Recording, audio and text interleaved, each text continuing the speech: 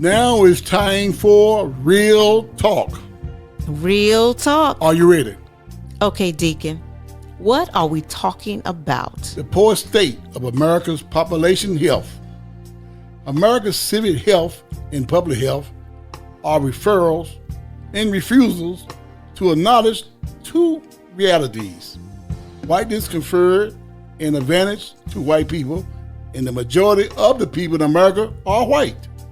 So this creates dissonance and division in our political discourse and undermines our capacity for civic learning and common purpose on issues in which we all have a stake.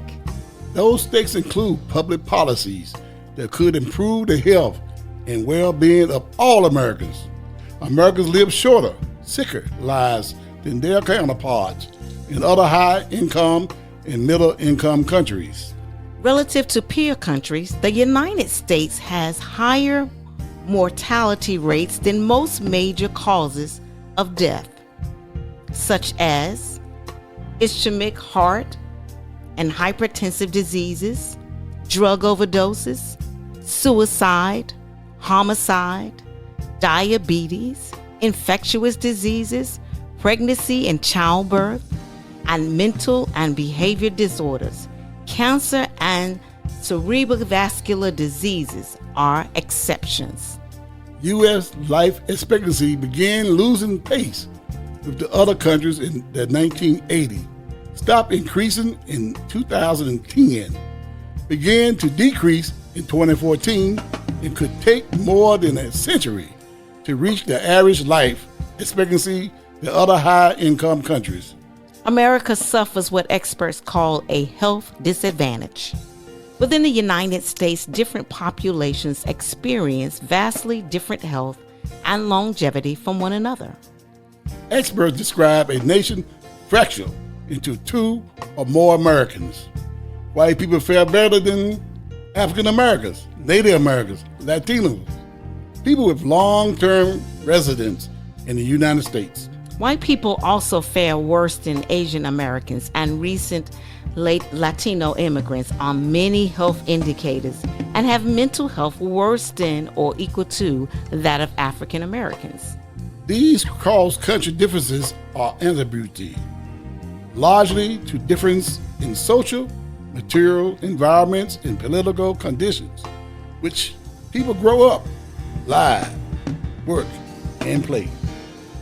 These conditions embody resources and risks to which people have differential access or exposure, and consequently markedly different health outcomes. Class and race are the most potent predictors of access or exposure to resources and risk. Class position, as measured by the differences in educational and income levels, shapes exposure to adverse early life conditions, poor quality schools, resource-poor neighborhoods, and low-paying, high-risk jobs.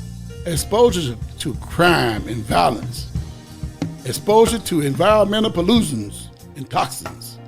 These conditions get under the skin, no matter its color. Millions of white people are born poor and live, work, and die in hard-scrambled circumstances. But being white increases one's odds of being born into or being able to climb into more protective conditions. Whiteness also protects against race-based forms of discrimination and mistreatment that take direct and indirect tolls on the health of people of color. Overt and covert racist practice in education, employment, housing, and legal rights.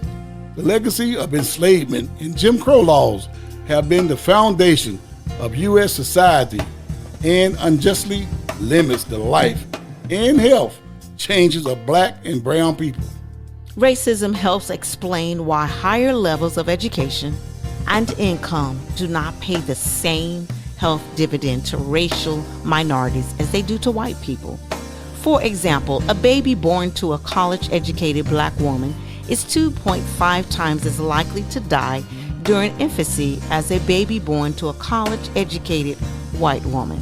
And the longevity prospects of college-educated black men and women are 4 years shy that of their college-educated white counterparts.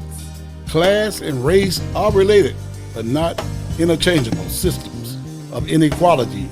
These are not only two axes of power and oppression in the United States, it is sexism and heterosexism, just to name a few.